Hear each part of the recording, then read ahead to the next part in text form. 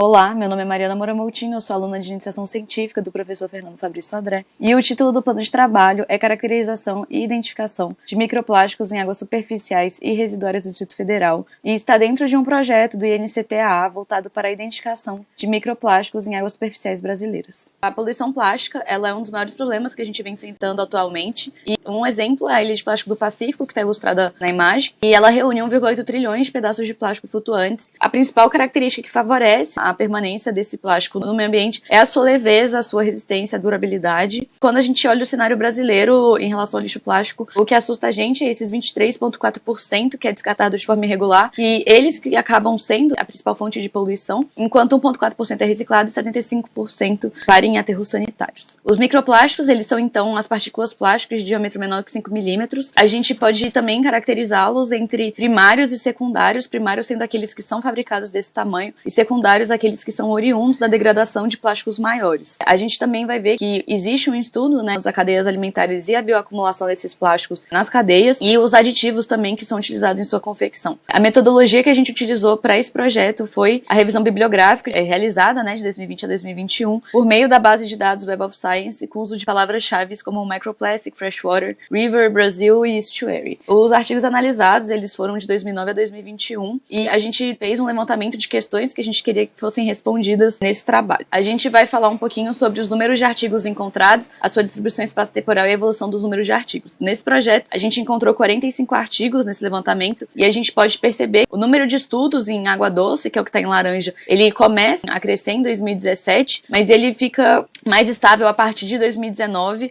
que os estudos começam a ser publicados com mais frequência. A gente pode ver também as temáticas mais recorrentes, que foram os fenômenos de adsorção dos microplásticos, tanto dos poluentes orgânicos persistentes quanto dos metais pesados e dos aditivos utilizados. Então, a gente ainda não viu muito estudo a respeito dessa contaminação, desse fenômeno de adsorção nos ambientes de água doce do Brasil. E a gente também vai ver que vai ter a contaminação dos peixes e de outros organismos de água doce em diferentes níveis tróficos, né? Dentre as temáticas mais recorrentes, os estuários também estão presentes, mas eles ainda são muito vistos como ambientes transitórios. O ambiente de água doce é responsável pela poluição do ambiente marinho, mas pouco se estuda sobre o ambiente de água doce em si, sobre os problemas relacionados à sua contaminação e os possíveis impactos futuros. A gente também vai ver que algumas das lacunas existentes é a compreensão dos principais fatores de deposição de microplástico, a atuação dos microplásticos nas cadeias alimentares, né, o seu funcionamento, a bioacumulação e a biomagnificação, assim como as consequências. A gente vai ver também que ainda precisa ter uma padronização das unidades de medida e da metodologia realizada para os estudos de microplástico em águas superficiais e também uma regulamentação de atividades que apresentem maior risco para os corpos de água doce brasileiro. Então, com base nisso, a gente teve uma grande participação no projeto, que foi o Instituto Nacional de Ciências e Tecnologias Analíticas Avançadas, o INCTAA, que foi um trabalho em rede que foca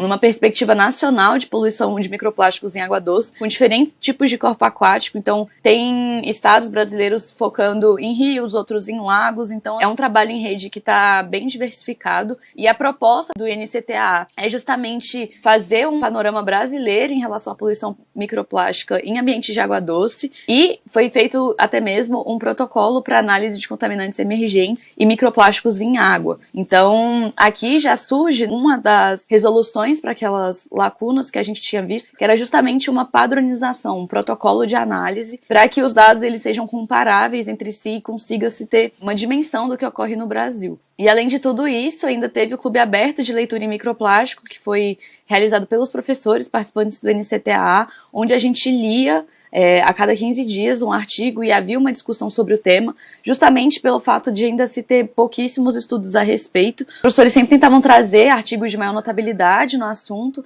e a gente tinha essa discussão entre os professores e os alunos de diversas instituições de ensino superior brasileira e foi um trabalho muito legal que a gente fez em conjunto. Então a gente pode concluir esse trabalho lembrando que a gente fez uma revisão dos artigos de 2009 a 2021 sobre microplásticos em água doce brasileira. A gente concluiu que ainda tem pouquíssimos estudos a respeito. Apenas 7 dos 45 eram sobre águas doces e a gente ainda vê que também falta uma padronização das análises desses corpos aquáticos, principalmente relacionados à quantificação do microplástico. Eu agradeço a todos que me apoiaram nesse projeto e encerro por aqui. Muito obrigada.